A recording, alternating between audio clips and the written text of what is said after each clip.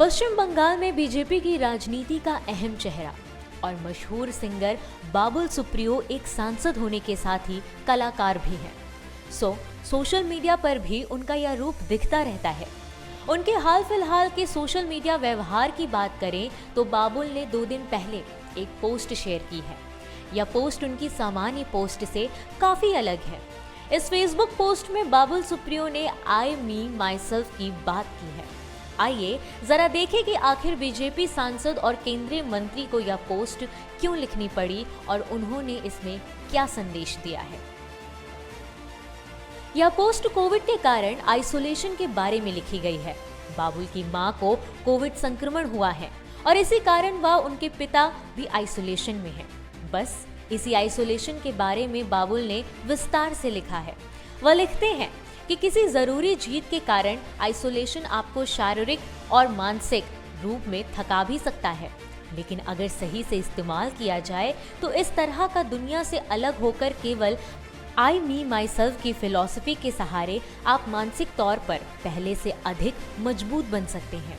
यह एकांतवास मस्तिष्क को फालतू चीजों से मुक्त करता है और बहुत सा पेंडिंग काम और पढ़ने पढ़ाने का काम भी पूरा किया जा सकता है। क्योंकि मैं कमरे में अकेले रहकर काम कर रहा हूँ, इस कारण मेरी बेटी शर्मीली ने मुझे टाइप ए पर्सनालिटी करार दे दिया है और मैं इस बात से खुश हूँ कि इस नई परिभाषा में बुरी आदतों की तुलना में मेरी अच्छी आदतों को अधिक शामिल किया गया है।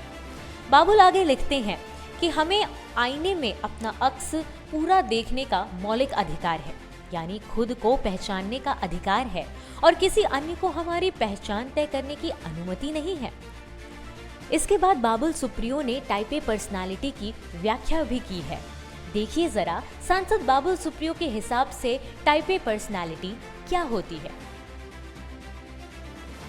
कहा जाता है कि टाइप ए पर्सनालिटी के व्यक्ति महत्वाकांक्षी, अनुशासित, अपने पद कद के प्रति सचेत और कभी कभी अधीर व परेशान, खासकर जब कोई अपना बीमार हो या फिर एक सांसद के तौर पर राज्य सरकार से काम कराने में समय लग रहा होता है।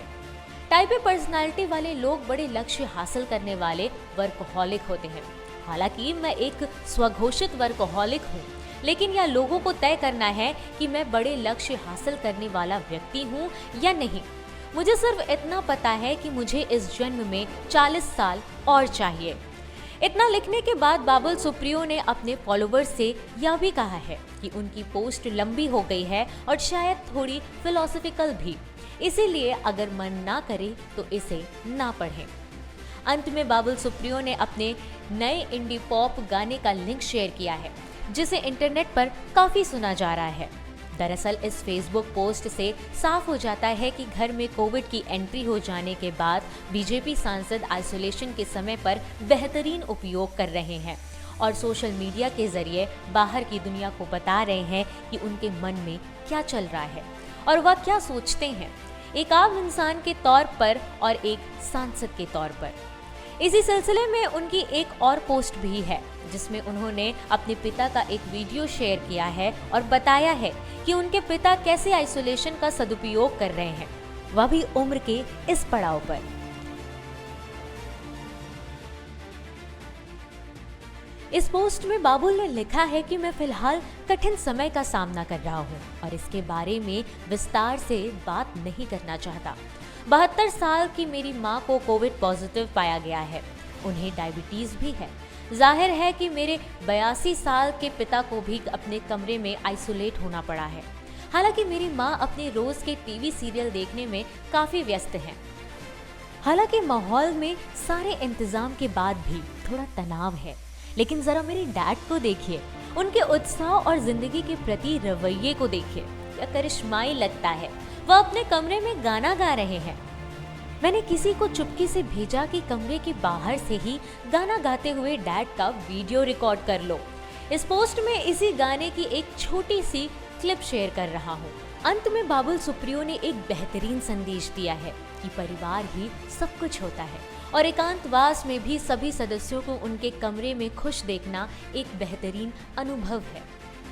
बाबुल सुप्रियो की इन 2 पोस्ट से हम उनके एक संवेदनशील और चिंतनशील व्यक्ति के रूप में पहचान कर सकते हैं। पहले एक पिता के रूप में वह अपनी बेटी द्वारा दिए गए टाइप ए पर्सनालिटी के तमगे की व्याख्या करते हैं और फिर एक बेटे के रूप में अपनी माँ और पिता के आइसोलेशन पर पॉजिटिविटी के साथ बात करते हैं। हम उम्मीद करते हैं कि एक सांसद और केंद्रीय मंत्री के रूप में भी बाबुल सुप्रियो इसी तरह सकारात्मकता के साथ काम करते रहेंगे। Bureau report, parliamentary business.